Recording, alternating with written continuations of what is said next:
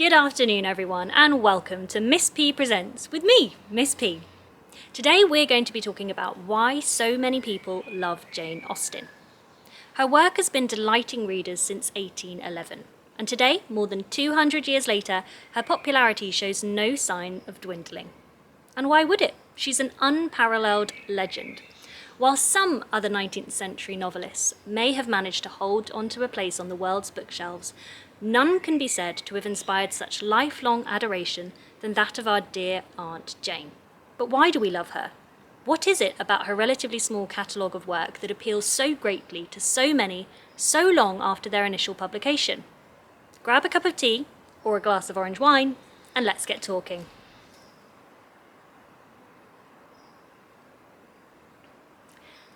Grab a cup of tea or a glass of orange wine. Joffrey, I said, excuse me.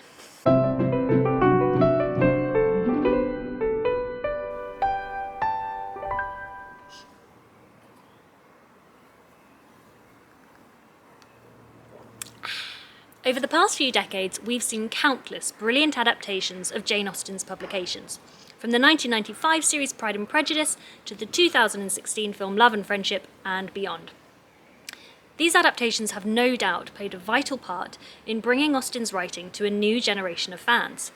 And whilst some may question why we need quite so many versions, others just can't get enough. I, Miss P, am of that opinion. I say keep them coming, keep experimenting. With source material as good as Jane Austen's, it really is hard to go wrong. Thank you. All of her writing contains themes, characters, scenarios and emotions that we still relate to today. We know that recognisability was important to Jane. She wanted things to be credible, realistic and accurate, and would spend time planning with maps and calendars, working out how long journeys would take, and drawing off personalities that she already knew. As readers and viewers, we love being immersed in another world. In the same way that fantasy is popular because it provides a form of escape from our everyday lives, the same can be said of Austen's writing. More than 2 centuries later, her novels are one of the clearest and most entertaining insights into life in Georgian Britain that we have. We are transported and get to experience close up the stately homes, sweeping landscapes, candlelit ballrooms, Empire Land gowns, wedding cakes, cups of coffee and hothouse strawberries.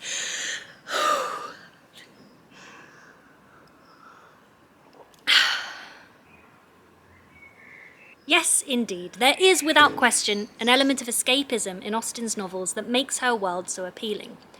We are encouraged to view her characters through the eyes of their authoress, in the same way that we might fondly gossip with friends about other friends, acquaintances or family members. We might think of Austen's characters. Have you heard Willoughby's ghosted Marianne? What a bloody creep. Oh, God, we're going to have to invite the new Mrs. Elton for dinner now. He's engaged. I knew there was something going on there. I knew it. It'll never last.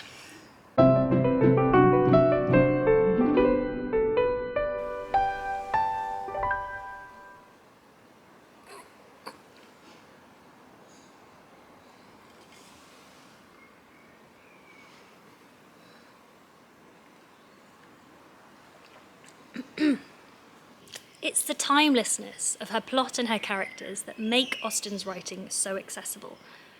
Whilst many of her contemporaries have long been forgotten, we remember Jane because she wrote with a universality that is timeless, focusing on the unchanging truths of human nature.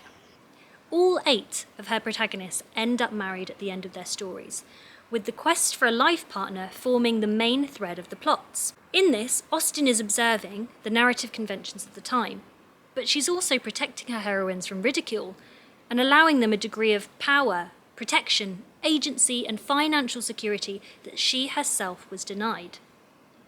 On the surface, this idea that marriage is mandatory may seem a little archaic to us.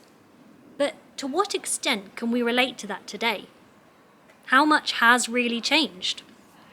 I would suggest that in Britain today, an enormous amount of pressure is still placed on both men and women to live a life that is geared towards the search for love and a life partner.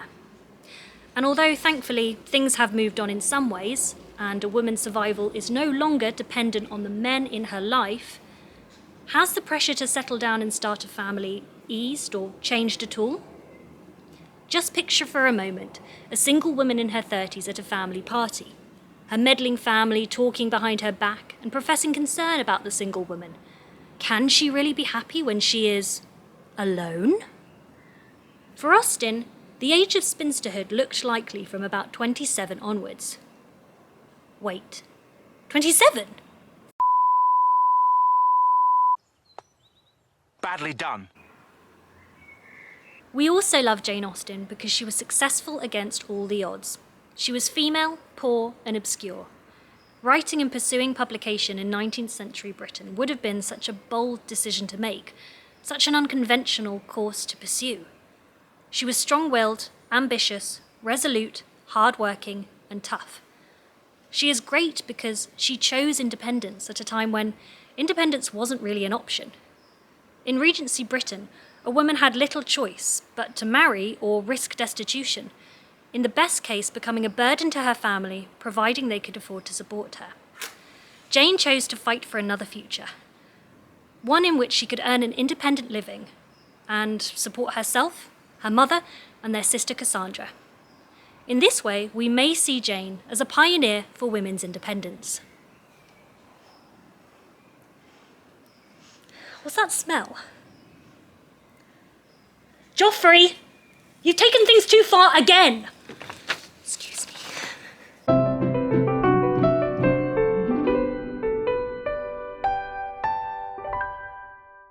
I sometimes wonder if Austen's elusiveness adds to her appeal. Despite being dead for 204 years, I often feel like she is one step ahead of us. She continues to outwit us. We interpret her in many ways, and yet we will never really know for sure. Who was Jane Austen? What was she really like? And how wonderfully apt that seems. We can glean a lot about Jane from her 6 completed novels, her juvenilia, and the surviving letters not burnt by Cassandra. But for someone so much talked about today, there are gaps in Austen's life in which we are left to wonder about. But for many fans, having a decided picture of what Austen was like is really important. We want to think of her as being fun and frivolous and having a devil-may-care attitude. We are desperate to know exactly what she looked like. But whatever uncertainties we may have about the woman herself, there is no denying the greatness of Austen's literary craft. Her novels are both fashionable guides to the Regency period. It is of course no secret that the dress and manners of the day play a part in securing her popularity, and moral compasses. Jane's decided opinions about how the world should be are appealing to us and encourage us to be more sensitive, more reasonable, and less judgmental. In her novels, Jane Austen has created some of the greatest literary figures of all time.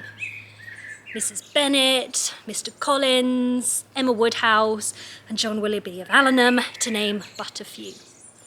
Her heroines are all characters that we can look up to and admire, not only for their strength, but for the failings they all acknowledge and seek to improve. Austen had personality, and yet her works are often criticised for being safe and lacking in passion. She's a stern social critic and always advises sense over sensibility, not to mention avoiding pride and prejudice, especially when at Mansfield Park. I've not the pleasure of understanding you. Of what are you talking? Doesn't really work. But to so many, the feelings she evokes are that of strong adoration. Many consider Austen's novels to be joyful escapes from modern life. They are light and bright and totally heavenly. It's interesting that two such disparate opinions can coexist. To interpret her is fascinating. We could attempt it endlessly.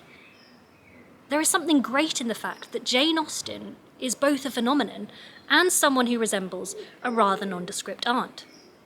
There's none other like her. And so now, nothing more remains for me to say other than, Jane Austen, we love you. Thank you so much for watching my video. If you enjoyed it, please give it a like, comment, and subscribe so you can keep up to date with all things Miss P presents. Goodbye for now, everyone, and don't forget, never give a gentleman a lock of your hair. Goodbye.